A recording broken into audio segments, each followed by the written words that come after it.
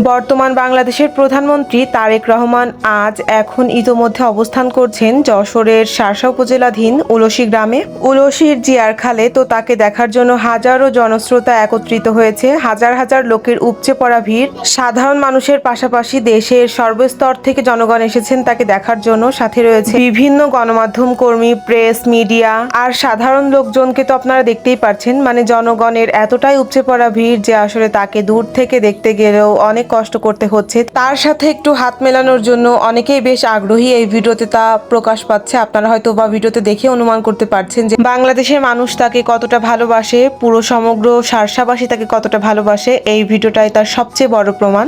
গোটা শার্শাবাসীর কাছে তারেক রহমানের আগমনের এই দিনটি আজকে বিশেষ দিন। তাই তো জাত, ধর্ম, বর্ণ, বয়স নির্বিশেষে হাজারো মানুষের ঢল নেমেছে আজকে শার্শার উলসী গ্রামে। তিনি মূলত এসেছেন তার বাবার নিজ হাতে খনন করা খালকে পুনর্খনন করার জন্য। এই ভিডিওটি শেয়ারের মাধ্যমে সকলের নিকট পৌঁছে দেওয়ার অনুরোধ রইল। ধন্যবাদ সবাইকে। ভিডিওটি আপনাদের কেমন লাগলো অবশ্যই জানাবেন এই ভিডিওর কমেন্টে। আল্লাহ হাফেজ।